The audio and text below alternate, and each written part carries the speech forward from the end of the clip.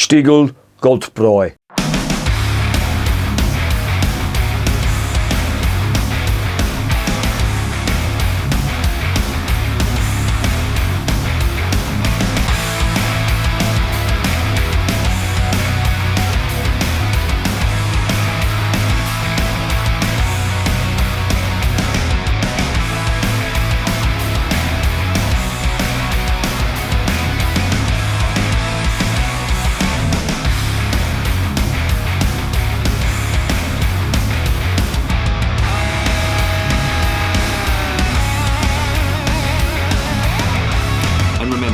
Life is too short to be drinking shitty beer.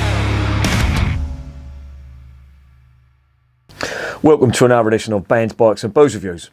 Today, one from Austria, from the private brewery based in Salzburg, that is Stiegl.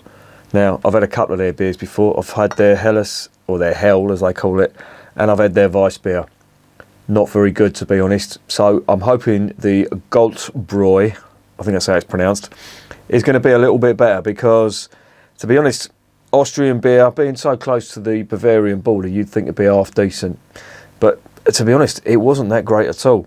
Now, I did review it quite a while back, so my palate may have changed, my outlook on beer from the Stiegl Brewery may have changed, but I'm not holding out much hope, so just bear that in mind.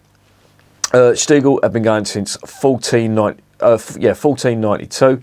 Stiegl in Austrian or German means little steps, which is why you have it on the logo here. Can you see that? They've got some steps. I think it also means little star as well. I did hear a rumour that that's what it's meant as well. But yeah, it's the most. They brew the most popular beer in Austria, so they've got a little bit about them. They're obviously popular, but as you know, popularity doesn't guarantee quality. What's that old saying? Quantity has a quality. I think General Patton came out with that one, and yeah, he was right too. This is some kind of Helles. Really, there isn't much on the website at all. No brew sheet.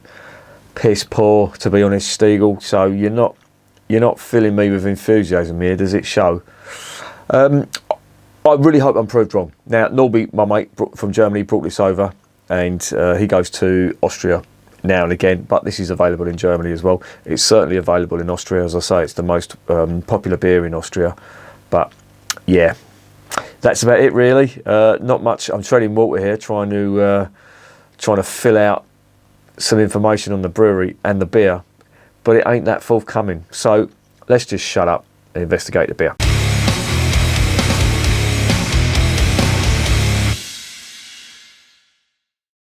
Right, this is a 500ml bottle. It is, what's the fucking ABV on there? Hang on a minute. Wait a minute.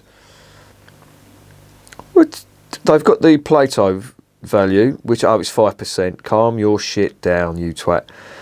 This is a 12% Plato. Oh, it's out of date. 12th of the 1st. It is now the 19th of the 1st. So a couple of days out of date. So is it going to make it taste worse? Who knows? Ingredients: Wasser, Gerstenmalt, Hopfen, Vollbier. Vollbier, of course, is a bit of a German tax dodge, really. Beer that was over a certain Plato gravity was subject to a higher tax, not the ABV, as it is over here in the UK. It's the Plato gravity that is what it would be taxed on.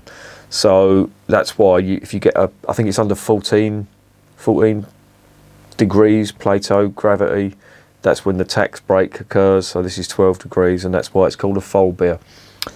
So there you go. Anyway, again, treading water. Let's get it open. Let's see what's going on.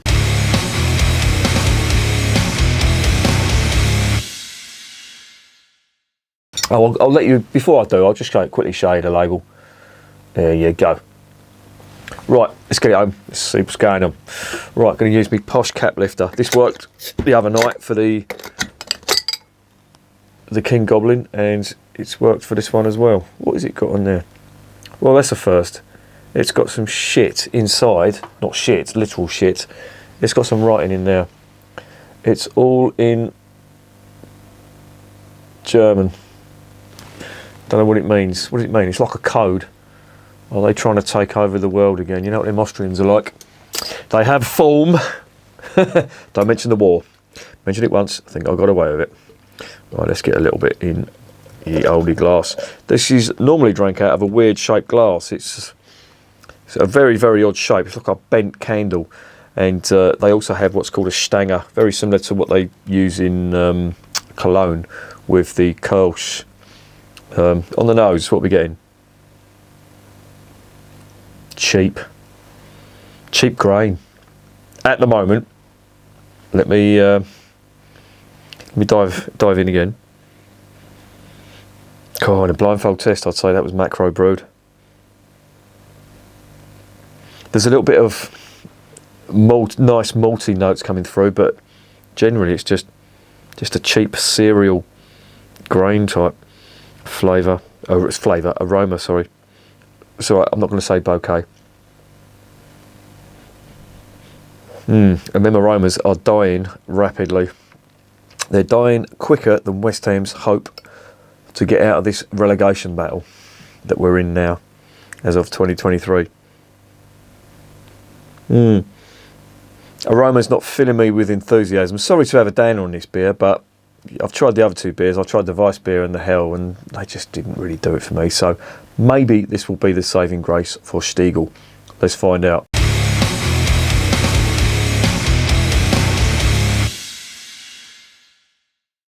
Zum Wohl, as I imagine they say in Austria.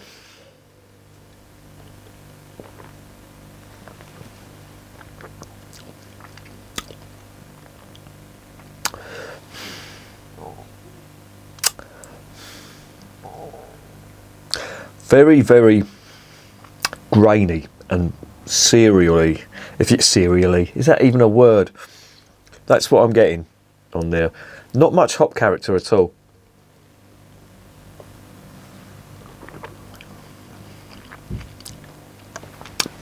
There's that sweetness. Now, I occasionally get this on macro brewed beer as well. It's like 70s confectionery, like, I don't know, pear drops or something like that. And it's not nice. I don't think, anyway. I mean, to be fair, it does look nice. Slow moving carbonation.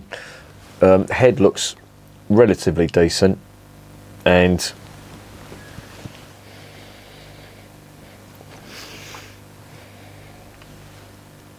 the aroma, though, that's what's doing it. That's where the alarm bells are starting to ring.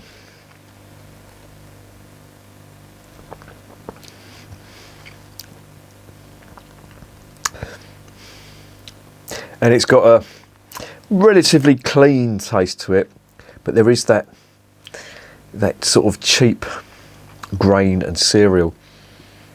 And here's a little experiment I did the other day. I was cleaning my teeth, and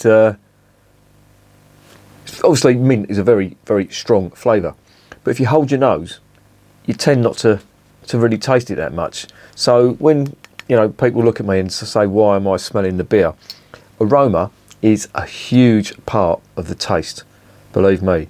So if the aroma is a bit dodge, then usually, but not all the time, but usually it's a bit of a dodgy beer.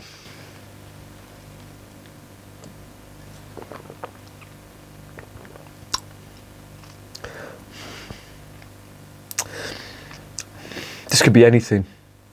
This could be any lager at all.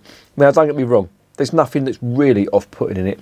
That sweet confectionery taste is there, but it's not massive. So it's not really that offensive. But it just doesn't really bowl me over, to be honest.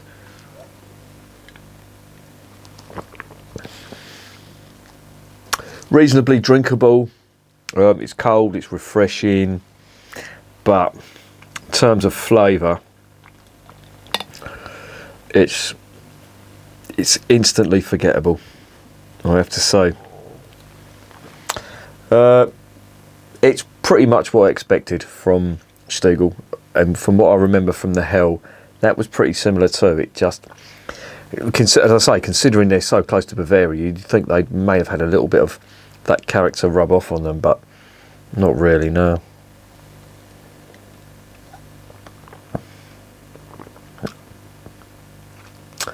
No, I am mining for diamonds in dog shit. Well, no, that's a bit harsh, it's not dog shit. But there's nothing really about this beer that would really make me want to go and do handstands about it. Don't get me wrong, if it was a choice between this and the usual macro brewed nonsense that you get in the shops, then yeah, I'd go for this. It's got a relatively clean taste to it. It's not that offensive. It just lacks any memorable character at all, to be honest. So yeah, unfortunately, not winning me over.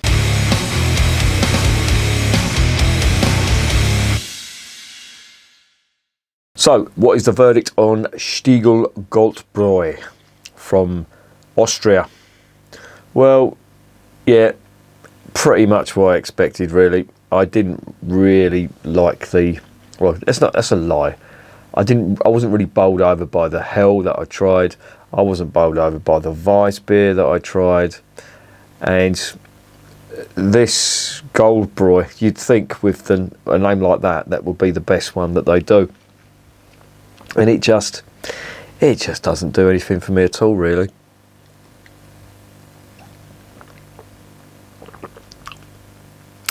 Instantly forgettable.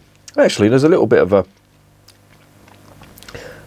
hop note on there, but it's vague. It's not really doing much for me at all, to be honest. So I gave the last lot 6 out of 10. So I'm probably going to just follow suit and give this 6 out of 10 as well. I think it's a fair mark. It's a beer that I'm going to drink. If I saw it again, yeah, I probably would buy it. But I'd need to consider what I was up against before I bought it. But it's not the worst beer in the world, put it that way. But it just doesn't compare to the Bavarian stuff at all, or even some of the North German stuff, to be honest. So, Stiegl, you might be the most popular beer in Austria, but popularity doesn't guarantee quality.